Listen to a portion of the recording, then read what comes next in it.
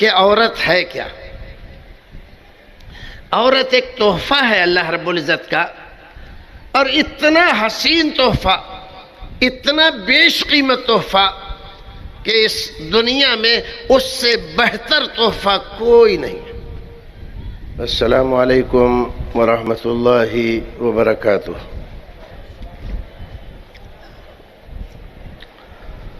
ان الحمد للہ نحمده ونستعینه ونستغفره ونعوذ بالله من شرور انفسنا ومن سيئات اعمالنا، من يهده الله فلا مضل له ومن يضلل فلا هادي له، واشهد ان لا اله الا الله واشهد ان محمدا عبده ورسوله، اما بعد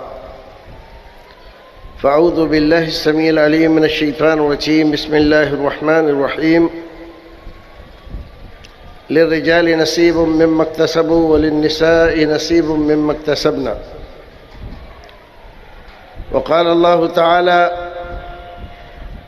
هن لباس لكم وأنتم لباس لهن، وقال النبي صلى الله عليه وسلم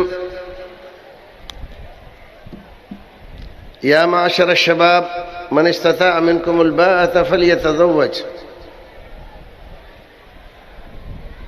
فمن لم يستطع فعليه بالصوم فإنه له وجاء۔ برادران اسلام دینی بھائیوں، آج کی اس عظیم الشان کانفرنس میں جس موضوع پر مجھے آپ کے سامنے کچھ دیر لب کشائی کرنا ہے، وہ موضوع ایسا ہے کہ اس کی اہمیت اور اس موضوع کا احساس ہمیں سب سے زیادہ ہونا چاہیے۔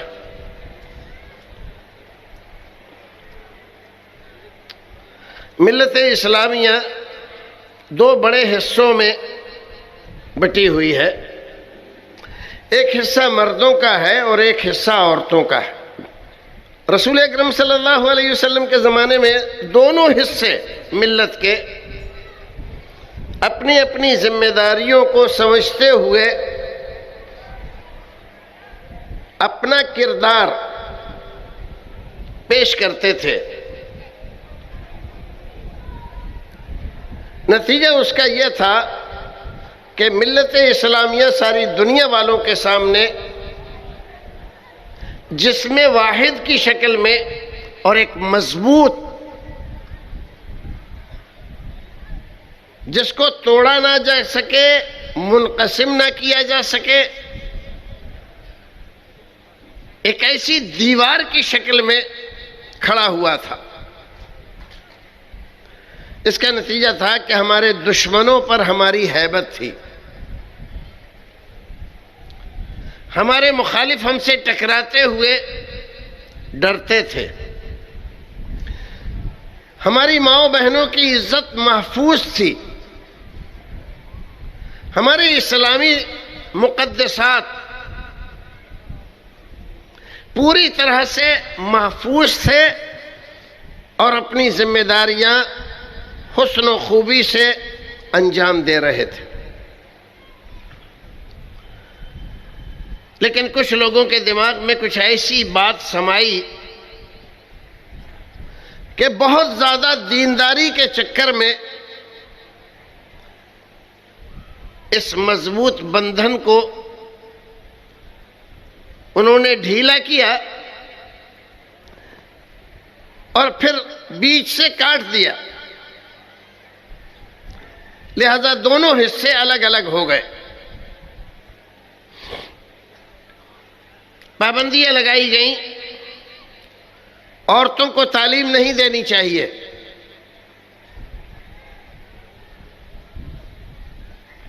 عورتوں کو تعلیم دینا منع کر دیا گیا۔ پھر اس سے آگے بڑھے تو مسجدوں کے دروازے عورتوں پر بند کر دیے گئے۔ اس سے اور آگے بڑھے تو سالانہ اجتماع جو ہمارا ہوتا ہے عید کا، عورتوں پر پابندی لگا دی گئی، عورتیں اس میں بھی نہیں جائیں گی۔ اور باتیں چھوڑ دیتا ہوں، باتیں تو اور بھی بہت ساری ہوئیں، لیکن یہ 3 چیزیں جو میں نے ذکر کی ہیں صرف ان کو آپ دیکھیں۔ عورت کے لیے تعلیم کا انتظام معطل کر دیا گیا، عورتیں تعلیم حاصل نہیں کریں گی۔ بعض مفتیوں نے تو اس طرح کے فتوے دیے کہ عورتوں کو اگر تعلیم دینا ضروری ہو تو پڑھنا سکھایا جائے ان کو، لیکن لکھنا نہ سکھایا جائے۔ اگر لڑکیوں کو لکھنا سکھا دو گے تو یار آشناؤں کو وہ خطوط لکھیں گی۔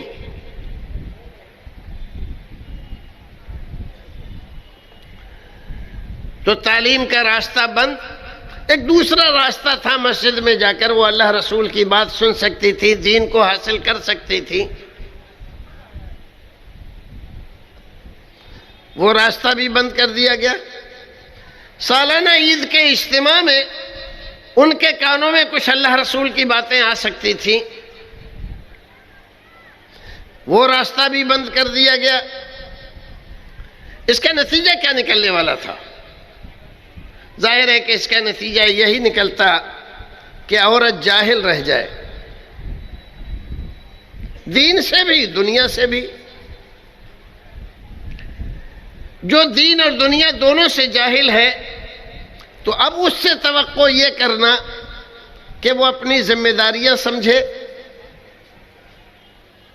تو یہ تو ظلم ہے۔ آپ نے اس کو ذمہ داری سمجھنے کے لائق ہی کب رکھا؟ اگر اس لائق رکھتے کہ وہ ذمہ داری کو سمجھتی، اپنی ذمہ داری، پھر موجودہ حالات میں حالات کا اس کو علم ہو تب وہ سمجھے گی۔ یہ سب کچھ ہوتا رہا۔ ہندوستان میں بظاہر ہی صحیح مسلمانوں کی حکومت جب تک تھی تو سارے عیب مسلمانوں کے چھپے ہوئے تھے، ساری کمزوریوں پر حکومت وقت کی چادر نے پردہ ڈال رکھا تھا۔ لیکن جب حکومت کی چادر سمیٹی گئی تو ایک ایک کمزوری ہمارے سامنے نکل کر آئی۔ پھر جو سماج ہمارے سامنے رہا تو وہ کیا رہا؟ آج ہمارے یہاں ایک جماعت جو گھر گھر، گاؤں گاؤں، نگر نگر جا کر تبلیغ کا کام کرتی ہے، بہت بڑی تعداد میں ہے۔ ہندوستان اور ہندوستان سے باہر لاکھوں نہیں کروڑوں روپیہ ہر ماہ امت مسلمہ کا تبلیغ کے نام پر خرچ ہو رہا ہے۔ ہمارے ان بھائیوں کو دیکھو، یہ بتلاتے ہیں کہ مولوی صاحب بعض دیہات ایسے ہیں لوگوں کو کلمہ بھی نہیں آتا، باپ دادا سے مسلمان ہیں، نوجوان لڑکوں کو کلمہ پڑھنا نہیں آتا۔ جب کلمہ پڑھنا نہیں آتا تو اس کا معنی اور مطلب سمجھنے کا تو سوال ہی پیدا نہیں ہوتا۔ تب تو ہم لوگ جا کر پیار سے، محبت سے ان کو پکڑتے ہیں، ان کو کلمہ سکھاتے ہیں، ان کو نماز سکھاتے ہیں۔ کتنا اچھا کام کر رہے ہیں بھائی لوگ، جو کام کر رہے ہیں اس سے زیادہ ضروری اور کیا کام ہوگا؟ لاکھوں کروڑوں روپیہ جو ہم ہر مہینہ خرچ کر رہے ہیں تبلیغ کے نام پر، امت مسلمہ کا خرچ ہو رہا ہے تو نہایت ضروری کام میں خرچ ہو رہا ہے۔ اور وہ کیا کہ لوگوں کو کلمہ پڑھا رہے ہیں، ان کو نماز پڑھنا سکھا رہے ہیں، ان کو نماز جنازہ سکھا رہے ہیں۔ اس سے زیادہ ضروری کام کیا ہوگا؟ یہ اتنی بڑی کانفرنس، اس میں آپ لاکھوں روپیہ خرچ کرتے ہو تو اس میں آپ کیا سکھاتے ہو؟ آپ کلمہ نہیں سکھاتے، یہ نہیں سکھاتے، وہ نہیں سکھاتے۔ آپ کو احساس ہوتا ہے واقعی بہت بڑا کام ہو رہا ہے بھائی۔ ماشاءاللہ ہندوستان کے لوگ، دیہاتوں کے رہنے والے اپنا نام لکھاتے ہیں 1 ہفتہ 2 ہفتہ 3 ہفتہ 1 مہینہ 2 مہینے کے لیے چلے میں، اور جاتے ہیں یورپ والوں کو کلمہ پڑھا رہے ہیں۔ ماشاءاللہ یورپ والوں کو کلمہ پڑھا رہے ہیں، یورپ والوں کو تو کلمہ پڑھا رہے ہیں، اور اپنے پڑوس میں چراغ کے نیچے جو اندھیرا ہے اس کو ہم نہیں دیکھ پا رہے۔ میں اپنے ان بھائیوں سے کہتا ہوں کہ بھائیوں، میرے عزیزوں، میرے پیاروں، یہ جو صورتحال آپ بتاتے ہیں مسلمانوں کی، دیہات کے مسلمان کیسے ہیں، نماز نہیں آتی ان کو، کلمہ نہیں آتا، نماز جنازہ نہیں آتی، کیا ذرا مجھے یہ بتلائیں گے کہ یہ حالت مسلمانوں کی کیوں ہوئی ہے؟ یہ ہمارے بچوں کو کلمہ کیوں نہیں آ رہا ہے؟ اس کا معنی مطلب کیوں نہیں آتا؟ نماز کیوں نہیں آتی ان کو؟ اس کا سبب کیا ہے؟ اس کا کارن کیا ہے؟ کون ہے اس کے پیچھے جس کو ہم کہہ سکیں کہ یہ اس کے جرم کی سزا ہے، یہ مجرم ہے؟ بتا سکتے ہیں آپ؟ کبھی غور کریں گے؟ غور کیجئے گا کبھی تنہائی میں بیٹھ کر۔ بھائیو، جو طریقہ آپ نے اختیار کیا عورتوں کو دین سے جاہل رکھنے کے لیے، دینی تعلیم کے دروازے بند کیے، دنیاوی تعلیم کے دروازے بند کیے، مسجدوں کے دروازے بند کیے، عیدگاہوں کے دروازے بند کیے، اس کا لازمی نتیجہ یہی ہونا تھا۔ مائیں اپنے گود میں پرورش پانے والے بچوں کو جب وہ ماں اور باپ کہنا سیکھتا ہے، جب وہ پانی اور روٹی کے الفاظ اپنی زبان سے ادا کرنے لگ جاتا ہے، تبھی مائیں اس کو کلمہ سکھا دیتی ہیں، اور ذرا وہ اور صاف ہونے لگتا ہے تو اس کو سب سے پہلے سورہ فاتحہ اور قل هو اللہ سکھاتی ہیں، پھر ان کو نماز سکھا دیتی ہیں۔ کون؟ وہ مائیں جن ماؤں کو کلمہ آتا ہے، نماز آتی ہے، اور جن کو ان کلموں کا معنی اور مطلب آتا ہے۔ کب سکھا دیتی ہے؟ جب یہ بچہ کچھ سمجھنے کی صلاحیت نہیں رکھتا ہے، نہ توحید جانتا ہے، نہ شرک جانتا ہے، کچھ بھی نہیں، لیکن ماں نے جو کچھ سکھایا، ماں سے اس کو محبت اتنی ہوتی ہے، ماں جو کچھ کہلواتی ہے اس کو وہ کہہ دیتا ہے اور اس کو یاد کر لیتا ہے۔ لیکن جب ماں ہی کو کلمہ نہ آتا ہو، وہ آئے گا کہاں سے؟ تعلیم کے دروازے آپ نے بند کیے، مسجد کے دروازے آپ نے بند کیے، عیدگاہ کے دروازے آپ نے بند کیے، تو ماں تو خود ہی جاہل ہے بیچاری، تو اپنے بچے کو کیا سکھائے گی؟ بات آ رہی ہے سمجھ میں؟ آج ہم یہاں پر کھڑے ہوئے ہیں خواتین کو ان کی ذمہ داریاں بتانے، تو کیا ہمیں یہ حق ہے کہ ہم خواتین کو ان کی ذمہ داریاں سمجھائیں اور بتائیں؟ کہ ہم نے ان کو اس لائق رکھا کب ہے؟ اللہ رب العزت رحم فرمائے ہمارے حال پر، ملت اسلامیہ پر، اور ہمارے ان لوگوں پر جن کے ہاتھوں میں مسجدوں کے انتظام ہیں، عیدگاہوں کے انتظام ہیں، تعلیم گاہوں کے انتظام ہیں، جن کے پاس پیسہ ہے، وسائل ہیں، جیسے یہ اپنے بچوں کے لیے تعلیم کا انتظام کرتے ہیں، ایسے ہی یہ اپنی بچیوں کے لیے بھی تعلیم کا انتظام کریں، تاکہ وہ اس لائق ہو جائیں کہ ان کو سمجھایا جائے کہ تمہاری ذمہ داری یہ ہے، تو وہ اس بات کو سمجھ سکیں اور اس ذمہ داری کو اٹھانے کے لیے میدان میں کام کر سکیں۔ اللہ رب العزت ہماری اس دعا کو قبول فرمایا۔ آپ تمام بھائی آمین کہہ دو۔ اب آ جاؤ ذرا سا اس بات کی طرف کہ عورت ہے کیا؟ عورت ایک تحفہ ہے اللہ رب العزت کا، اور اتنا حسین تحفہ، اتنا بیش قیمت تحفہ کہ اس دنیا میں اس سے بہتر تحفہ کوئی نہیں ہے۔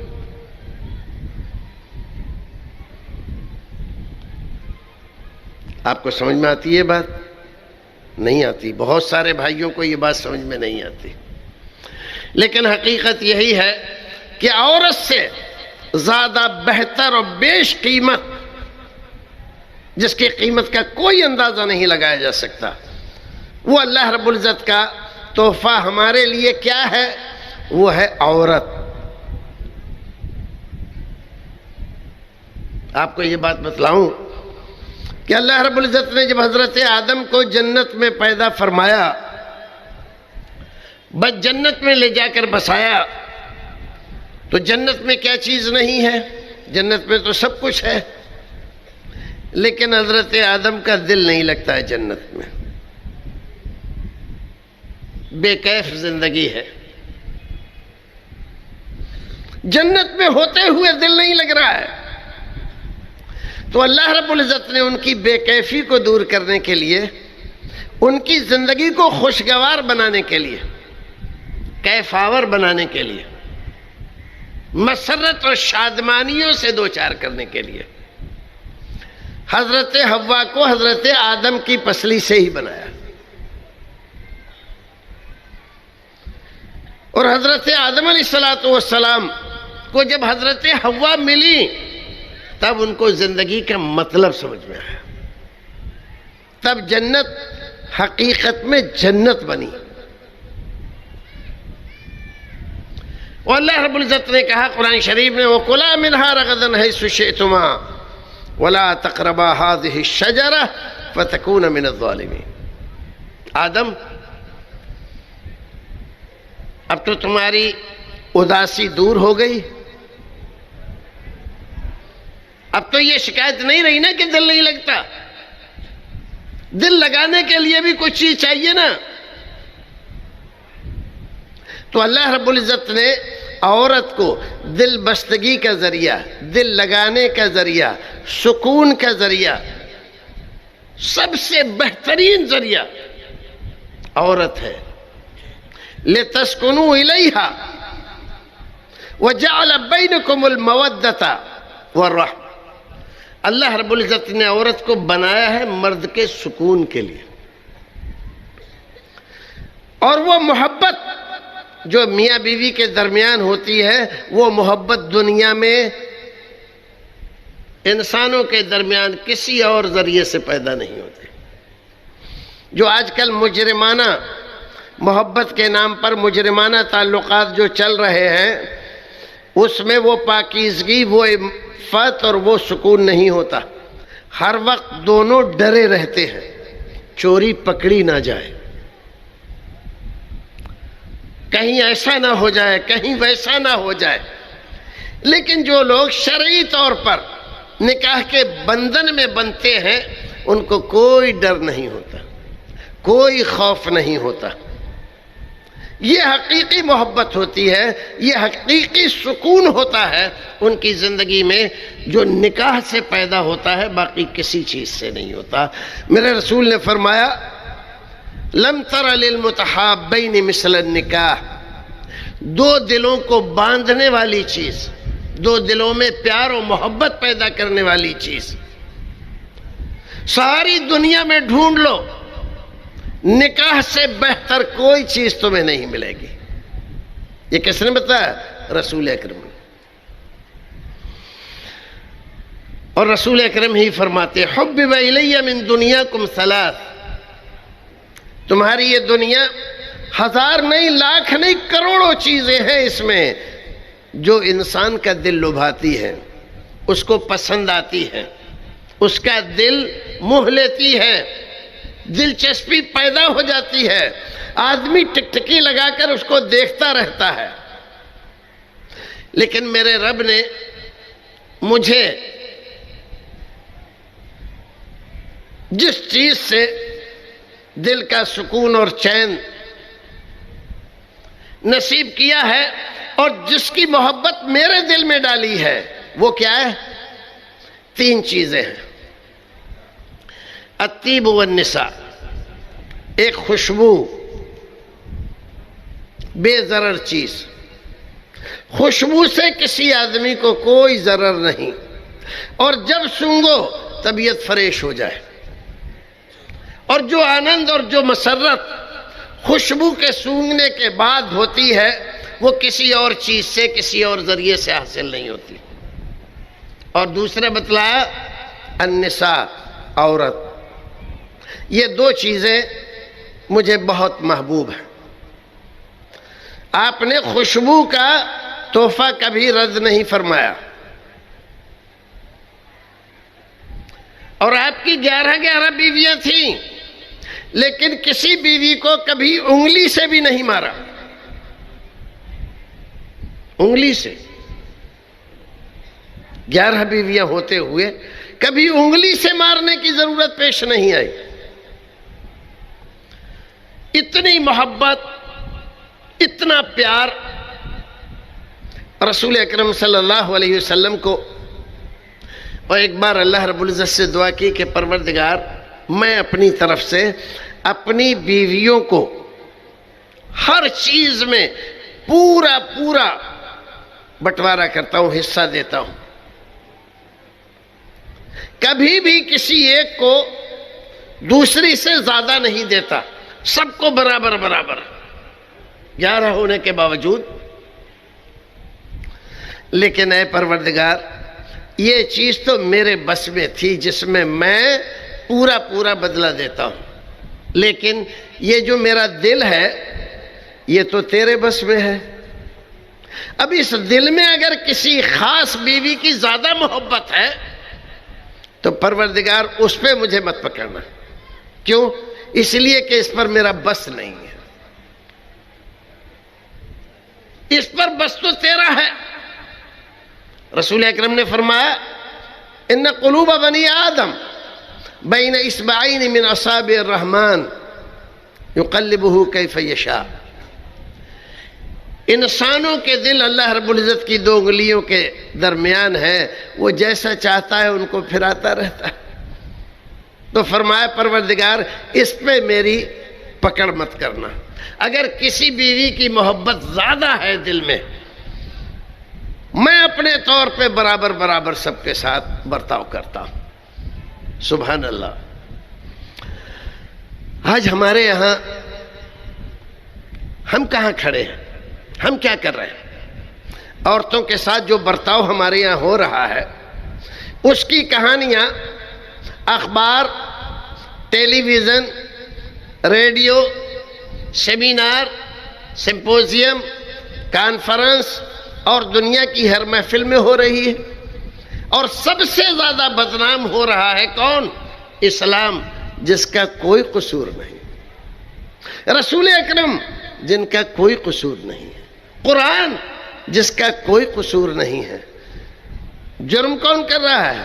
مسلمان، اور خاص طور سے مرد. اور بدنام اسلام ہو رہا ہے.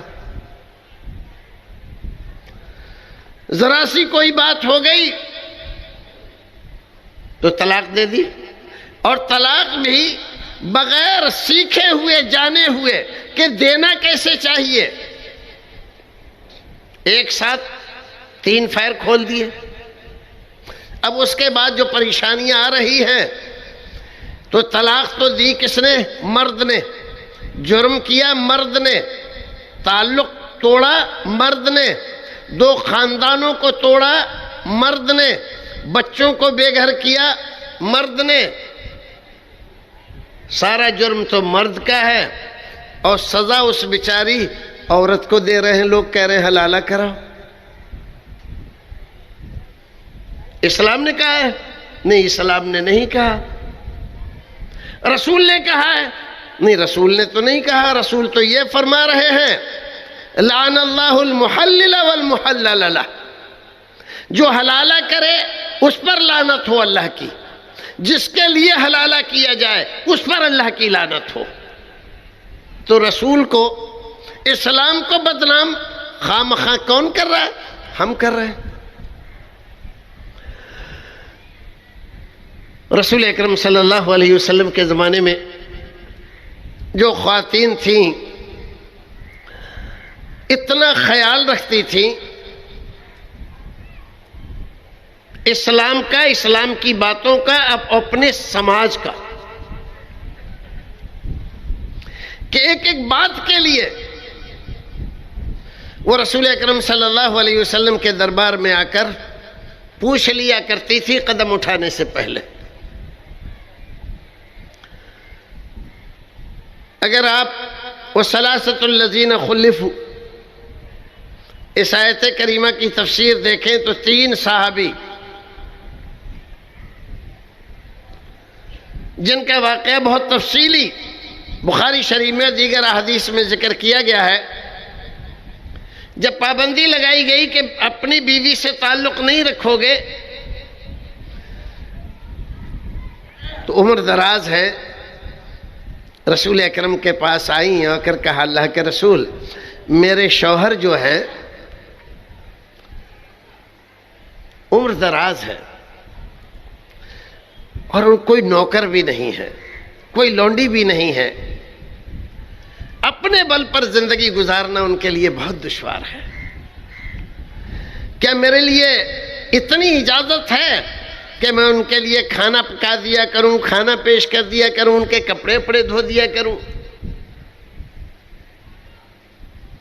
رسول اکرم نے دیکھا ایک خاتون، پابندی ہے اسلام کی طرف سے، ان سے کوئی بولے گا نہیں، بات نہیں کرے گا، حکم آیا ہے بیوی سے الگ رہیں گے، لیکن بیوی اپنے شوہر سے ایسی محبت کرتی ہے کہ رسول اکرم کے دربار میں آ کر اپنے شوہر کے لیے درخواست کر رہی ہے اتنی اجازت مل جائے، تو رسول اکرم نے اجازت دے دی، ہاں کر سکتے۔ رسول اکرم صلی اللہ علیہ وسلم کے دربار میں بہت سارے فیصلے آتے ہیں۔ ایک دن ایک مقدمہ آیا، ایک خاتون نے آ کر مقدمہ پیش کیا، اللہ کے رسول میرے شوہر جب میں نماز پڑھتی ہوں تو مجھے مارتے ہیں، روزہ رکھتی ہوں تو روزہ نہیں رکھنے دیتے، اور خود اپنا حال یہ ہے کہ فجر کی نماز جماعت سے نہیں پڑھتے۔ بڑا عجیب مقدمہ ہے۔ ایک بیوی اپنے شوہر کی شکایت رسول اکرم کے دربار میں کر رہی ہے۔ رسول اکرم نے بعض روایتوں میں ہے کہ ان کو بلوایا، بعض روایتوں میں ہے کہ وہ محفل میں موجود تھے۔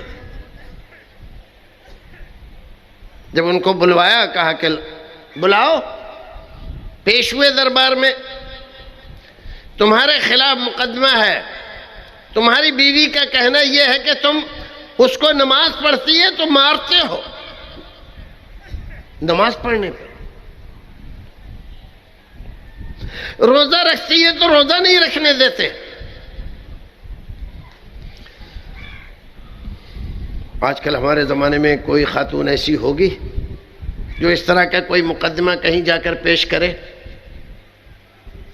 ہمارے یہاں تو مرد بھی نماز نہیں پڑھتے، عورتیں بھی نہیں پڑھتی، مرد بھی روزہ نہیں رکھتے، عورتیں بھی روزہ نہیں رکھتی، دونوں ہی فارغ ہیں،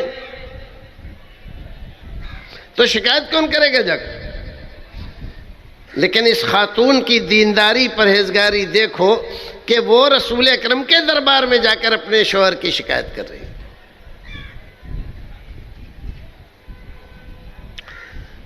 انہوں نے کہا اللہ کے رسول یہ جو کچھ کہہ رہی ہے کہہ تو صحیح رہی ہے، شکایت تو اس کی درست ہے، مطلب جھوٹ نہیں بول رہی ہے، لیکن اللہ کے رسول اس کے پیچھے ایک سبب ہے۔ سبب کیا ہے؟ سبب کیا ہے؟ کوئی شوہر اپنی بیوی کو نماز نہ پڑھنے دے، یہ تو بہت بڑا جرم ہے۔ کہا اللہ کے رسول بات یہ ہے میں جوان آدمی ہوں، باہر سے جب بھی کام کر کے میں گھر آتا ہوں تو دیکھتا ہوں مصلی بچھا ہوا ہے، نماز پڑھ رہی ہے،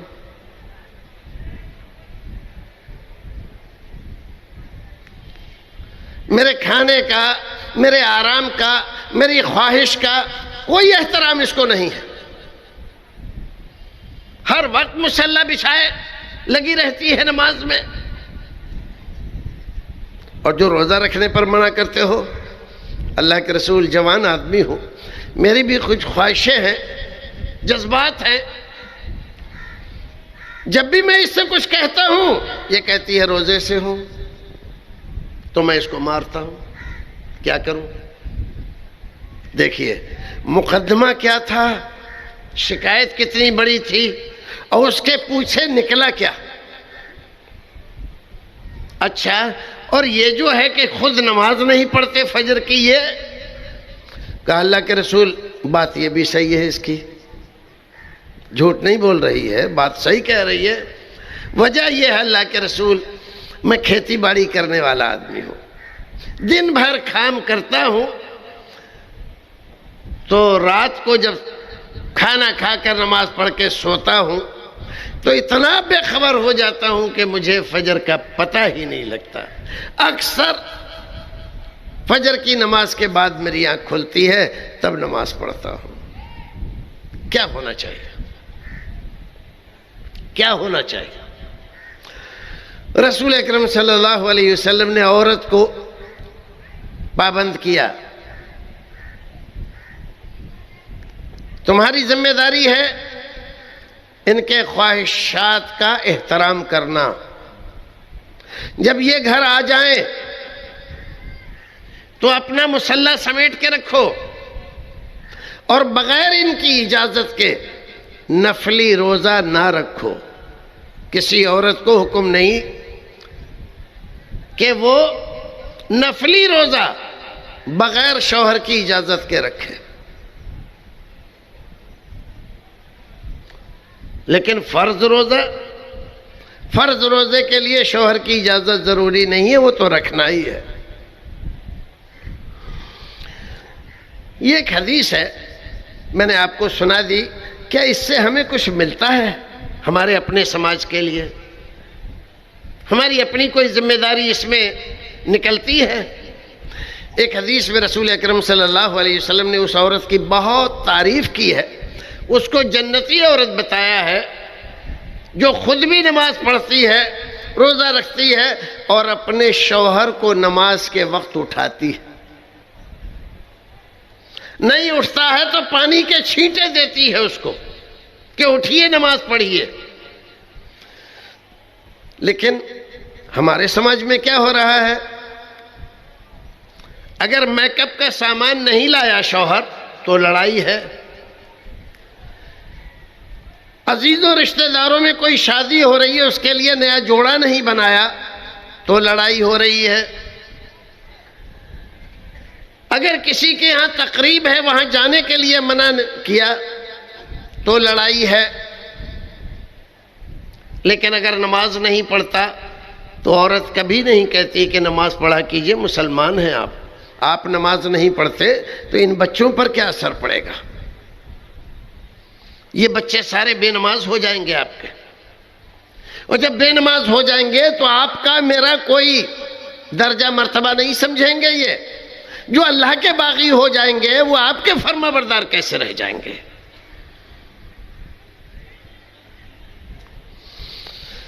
آج ہم نے اپنی خواہشات کے لیے، اپنی ضرورتوں کے لیے گھروں میں طوفان مچا رکھا ہے، لیکن دین کے سلسلے میں ہمیں کبھی بھی ایک دوسرے کو کچھ کہنے سمجھانے کی ضرورت نہیں ہوتی. عورت جو کچھ بھی کرے لیکن ہماری فرما برداری کرتی رہے، نماز نہ پڑھے چلے گا، روزہ نہ رکھے چلے گا، پردہ نہ کرے چلے گا. لیکن اگر ہماری کوئی بات نہیں مانی تب ہم طوفان برپا کر دیں گے. تو عورتوں کو ہم ذمہ داری بتائیں کہ تمہاری ذمہ داری یہ ہے. کیا کبھی ہم اپنی ذمہ داری بھی سمجھیں گے؟ یہ ملت کے دو حصے ہیں، ایک گاڑی کے دو پہیے ہیں، ایک چکی کے دو پارٹ ہیں. جب یہ الگ رہیں گے تب تک یہ گاڑی آگے نہیں بڑھ پائے گی اور اس کا نتیجہ ٹھیک نہیں آئے گا. قرآن شریف کی ایک آیت کریمہ میں نے آپ کے سامنے رکھی تھی. اللہ رب العزت فرماتا ہے ہن لباس لکم وانتم لباس لہن۔ میں اپنی ماؤں بہنوں سے درخواست کرتا ہوں کہ وہ اس نقطے پر اچھی طرح سے توجہ کریں۔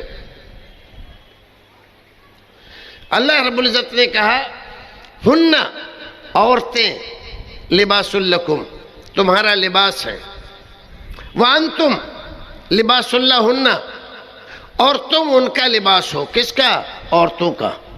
مرد عورت ایک دوسرے کے لیے لباس ہے۔ لباس کا کام کیا ہوتا ہے؟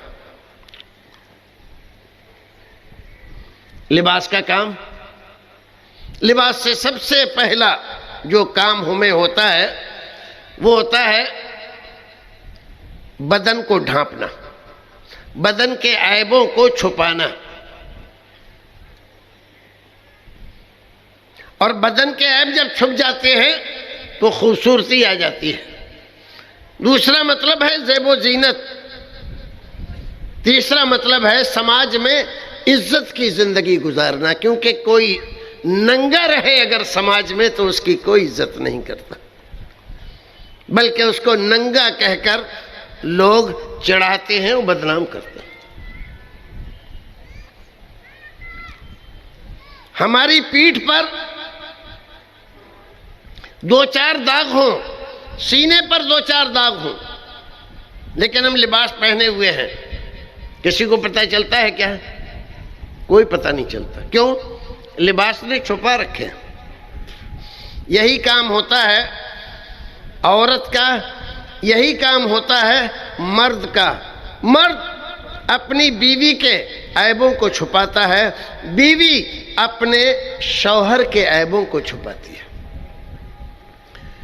اور جو بدنام کرے، جو بیوی اپنے شوہر کو بدنام کرتی پھرے سب جگہ، اپنے میکے جائے تو وہاں ارے وہ تو ایسے ہیں، وہ تو یہ کرتے ہیں، ارے ہماری تو تقدیر پھوٹ گئی، ہم تو ایسا ہو گیا، وہ ہو گیا، بڑے دھوکے میں تھے، ظاہر میں شکل میں تو بڑے اچھے لگتے ہیں، لیکن ارے ان کے اندر جو گن ہے نا وہ تمہیں کیا معلوم، وہ ایسے ہی ظاہر میں ہی اچھے لگتے ہیں، لیکن ارے وہ جانے گا جو ان کے ساتھ رہے گا، میں تو بس کیا کروں، میری تو تقدیر ہی پھوٹ گئی ہے۔ یہ سب تعریفیں کر رہی ہے، بدنام کر رہی ہے اپنے شوہر۔ اور ایسے ہی مرد اگر اپنی بیوی کے، اپنے رشتہ داروں میں یا اس کے یہاں جا کر یا محلے کی عورتوں میں بڑی چڑیل ہے، چنڈال ہے، دن بھر لڑتی رہتی ہے مجھ سے، کوئی بات بھی ڈھنگ کی نہیں کرتی، کھانا پکاتی ہے تو یہ کرتی ہے اور وہ کرتی ہے اور ایسا ہے، اگر شوہر اس انداز سے پیش آئے تو آپ یہ بتلائیے کہ دونوں میں سے کسی کی عزت باقی رہے گی سماج میں؟ کسی کی عزت باقی نہیں رہے گی۔ اور جو ہمارے زیر تربیت بچے ہیں، جب ہمیں تو میں کر کے ایسے لڑتے ہوئے دیکھیں گے کتے بلیوں کی طرح سے، تو یہ کیا اثر لیں گے؟ کیا ہماری عزت کریں گے؟ اکثر بچے کسی ایک کی طرف ہو جاتے ہیں جو ان کا پارٹ لیتا ہے، ان کی برائیوں کو چھپاتا ہے۔ ماں کی طرف، ماں ہر بار اپنے شوہر کو بچوں کے ڈانٹنے پر برا بھلا کہتی ہے، لڑتی ہے، ان کو پیسے دیتی ہے بیجا، وہ کوئی بھی برائی کرے اپنے بچوں کو ہمیشہ اچھا بتاتی ہے، تو بچے ماں کی طرف ہو جاتے ہیں۔ اور اگر باپ یہی کردار نبھاتا ہے تو باپ کی طرف ہو جاتے ہیں، سارا گھر تباہ ہو جاتا ہے۔ ضرورت اس بات کی ہے کہ ہم اسلامی بنیادوں کو سمجھیں، ہمیں اسلام نے کہا کیا ہے، بتایا کیا ہے۔ سب سے پہلے یہ سمجھیں کہ ہم مسلمان ہیں، ہمارا رہنا سہنا زندہ رہنا دیگر لوگوں کے مقابلے میں بالکل الگ ہے۔ ایک آدمی رام لال ہے، ہمارے محلے میں رہتا ہے، صبح اٹھتا ہے اور اپنی دکان کھول کے بیٹھ جاتا ہے، دن بھر سامان بیچتا ہے، شام کو بند کر کے کھانا کھا کے سو جاتا ہے، صبح پھر کھول کے بیٹھ جاتا ہے دکان۔ اگر یہی کام ہم بھی کر رہے ہیں تو آپ بتائیے، آپ کا نام عبداللہ ہو، محمد اعظم ہو، احمد شریف ہو، آپ کا نام سید فلاں صاحب ہو اور خان فلاں صاحب ہو، تو رام لال میں اور آپ میں فرق کیا ہے؟ کیا خالی نام کام کر جائے گا؟ قیامت کے دن اللہ رب العزت آپ سے آپ کا نام پوچھے گا، نام پوچھ کے آپ کو جنت و جہنم میں بھیجے گا یا آپ کے اعمال دیکھ کر؟ تو آپ اپنے آپ کو سمجھے پہلے کہ آپ کیا ہیں۔ مسلمان ہیں تو مسلمان کی ذمہ داری کیا ہے؟ جب تک مسلمان کی ذمہ داری آپ نہیں سمجھتے ہیں تب تک آپ کو اپنے آپ کو مسلمان کہنے کا کوئی حق نہیں ہوتا۔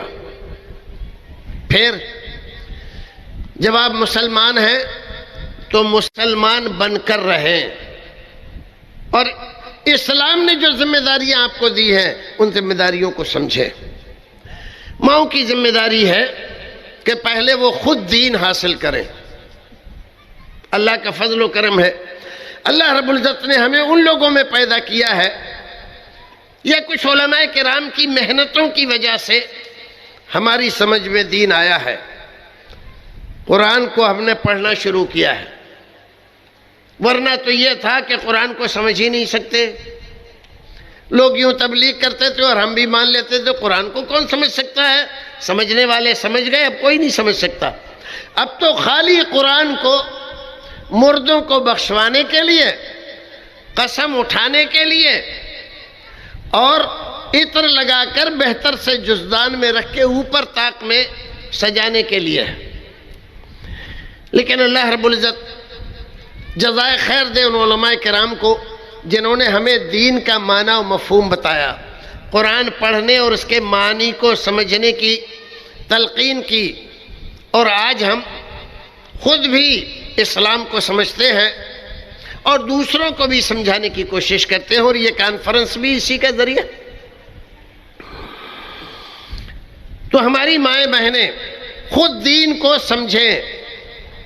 آج ہمارے یہاں واٹس ایپ، موبائل، انٹرنیٹ اور کمپیوٹر کی وجہ سے کتابیں خریدنے کا ذوق کم ہو رہا ہے، وہ ہمارے گھروں میں کتابیں نہیں ہیں۔ یہ بہت بڑی کوتاہی ہو رہی ہے۔ کل آنے والے زمانے میں اس کا خمیازہ آپ کو اور آپ کے سارے سماج کو بھگتنا پڑے گا۔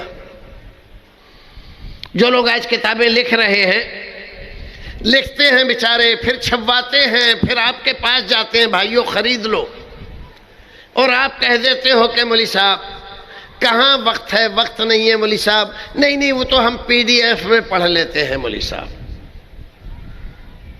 جب یہ علماء کرام کے جذبات سرد ہو جائیں گے، ان کے حوصلے پست ہو جائیں گے، کتابیں لکھنا بند کر دیں گے، تو جیسے آج ہو رہا ہے نا کہ ہمارے تبلیغی بھائی کہہ رہے ہیں کہ کلمہ نہیں آ رہا ہے مسلمانوں کو، ایسے ہی آپ لوگ بھی اس زمانے میں رو گے پھر۔ تو یہ بہت بھاری غلطی ہے۔ نیٹ سے اور انٹرنیٹ سے دین مت سیکھو، دین علماء کرام سے اور معتبر کتابوں سے سیکھو۔ کتابیں خریدو، گھر میں پڑھا کرو، کم سے کم 24 گھنٹے میں آدھا گھنٹہ تو اس کے لیے نکالو کہ سب لوگ بیٹھے اور کوئی کتاب پڑھی جائے کہ بھئی یہ کتاب پڑھی جائے گی۔ خواتین کی ذمہ داری ہے، ان کی گودوں میں جو بچے پل رہے ہیں انہیں سب سے پہلے توحید کا مطلب سکھائیں، کلمہ سکھائیں، نماز سکھائیں۔ مرد کی بھی ذمہ داری ہے لیکن اتنی نہیں جتنی عورت کی ہے۔ پھر ان بچوں کو دین کی محبت ان کے دل میں ڈالیں، صحابہ کرام کے واقعات پڑھیں، ان کو سنایا کریں۔ ہمارے گھروں میں جو کچھ بھی ہو رہا ہے اچھا نہیں ہو رہا ہے، اور مجھ سے زیادہ آپ جانتے ہیں کون کون خان لوگوں کے قصے اور کیسے کیسے سنا رہی ہیں عورتیں، اور بچے ہمارے سیکھ رہے ہیں، تو اس سے پرہیز کریں۔ پھر بچیاں اگر آپ کے زیر تربیت ہیں تو ان کو پردہ کرنا سکھائیں، خود بھی پردے سے رہیں، دین اصلی بنیادوں سے سیکھیں، پردے کی عادت ڈلائیں، ورنہ یہ جو ارتداد کا ایک بہت بڑا ہندوستان میں چکر چلا ہوا ہے، مسلم لڑکیاں غیر مسلموں کے ساتھ بھاگ رہی ہیں، نکاح کر رہی ہیں، بھاگ کر کورٹ میرج ہو رہا ہے، اس کا ذمہ دار کون ہے؟ اس کے ذمہ دار سب سے پہلے ماں باپ ہے۔ یہ مت سوچنا لڑکی نے کیا ہے جرم وہی پکڑی جائے گی قیامت میں، آپ بھی بچو گے نہیں۔ اور جو خواتین اپنی بچیوں کو میک اپ کر رہی ہیں بغیر شادی کے، تو یہ نہیں پوچھتی کہ یہ میک اپ کا سامان تجھے لا کر کس نے دیا ہے۔ فیشنیبل کپڑے پہن رہی ہیں، ہم نے تو بنائے نہیں ہیں، اس کے پاس کہاں سے آئے ہیں؟ یہ قیمتی موبائل اس کے پاس ہے، یہ موبائل ہم نے تو دیا نہیں ہے، کہاں سے آئے اس کے پاس؟ یہ جو آپ آنکھیں بند کر کے اندھی بنی بیٹھی ہوئی ہیں نا، یہ آپ اپنی بچی کو جہنم میں ڈھکیل رہی ہیں۔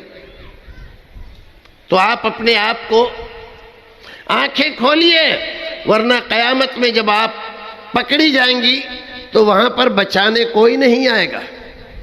وَالْمَرْأَةُ رَاعِيَةٌ، عورت کو رسول اکرم نے کہا ہے کہ اپنے گھر کے بچوں پر یہ نگراں ہے، ذمہ دار ہے، وہ جو کچھ بھی کریں گے اس جرم کا ایک حصہ اس کے نامہ اعمال میں لکھا جائے گا۔ اردو پڑھائیے اپنے بچوں کو، ساری زبانیں آپ پڑھا رہے ہیں، گھر میں اردو بھی پڑھا دیجئے اس کو۔ ہمارا دینی لٹریچر، قرآن کا ترجمہ، حدیث کا ترجمہ سب اردو زبان میں ہے۔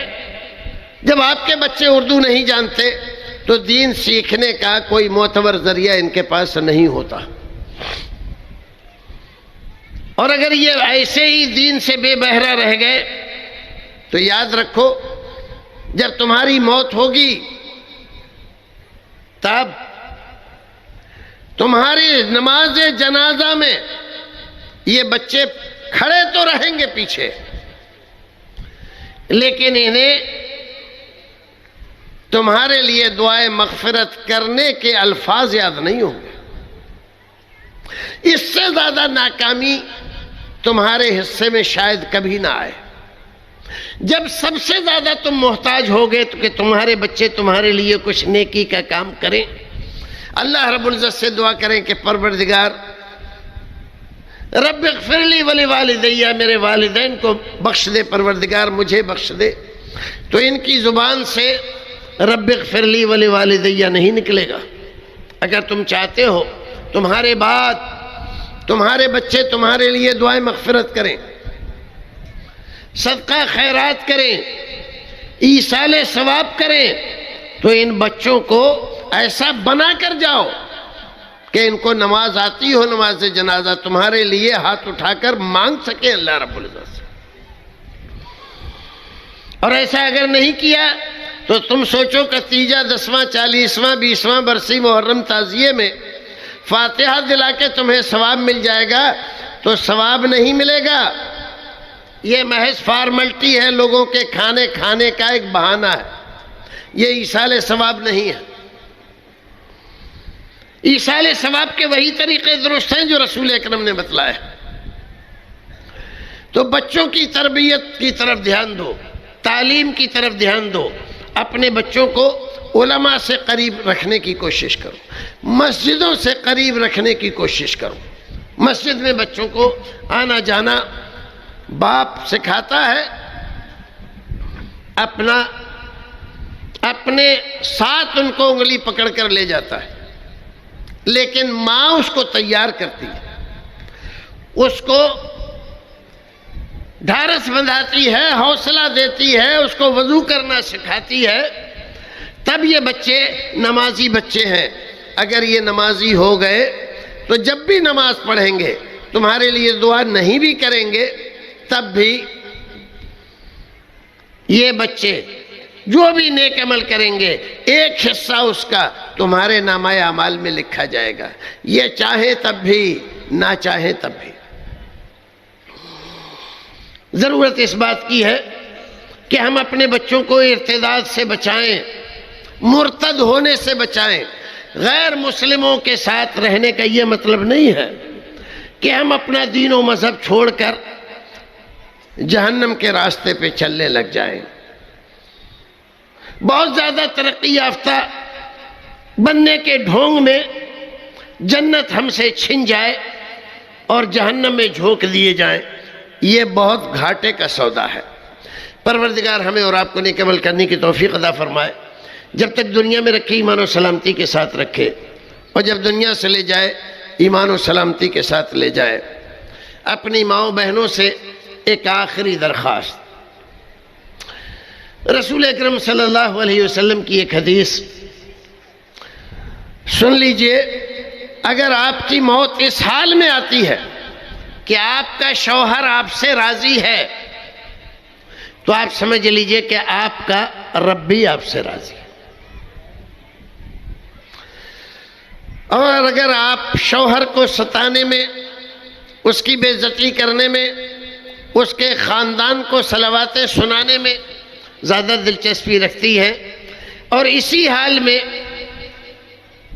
آپ کی موت آتی ہے کہ آپ کا شوہر آپ سے ناراض ہے، تو یاد رکھیے کہ اللہ رب العزت بھی آپ سے راضی نہیں ہے۔ میاں اور بیوی دونوں ایک دوسرے کا احترام کریں، ایک دوسرے کے لیے وفادار رہیں۔ جیسے مرد کے اوپر ذمہ داری ہے، ایسے ہی عورت کے اوپر ذمہ داری ہے۔ مرد یہ نہ سمجھ لے کہ میں تو مرد ہوں، جو چاہوں کروں۔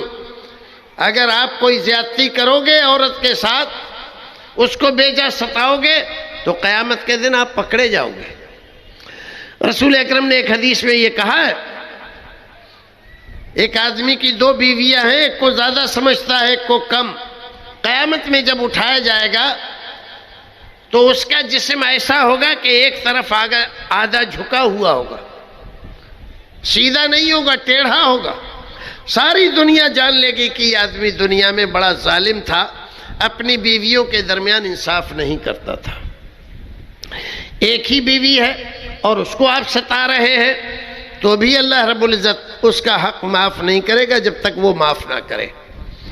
پروردگار ہمیں اور آپ کو نیک عمل کرنے کی توفیق عطا فرمائے۔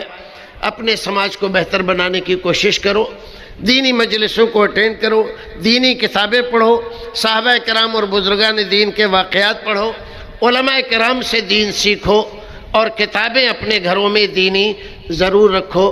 اللہ رب العزت ہمیں آپ کو جب تک دنیا میں رکھے اپنی رضا کے کام کرنے کی توفیق عطا فرمائے، اور ہمارے گھروں کو پروردگار ایسا گھر بنائے جس میں میاں بیوی دونوں کا احترام کرتے ہوں، اور ہمارے بچے ایسے بنے کہ ان کو دیکھ کر ہماری آنکھیں ٹھنڈی ہوں اور ہمارے بعد وہ ہمارے لیے دعا کریں۔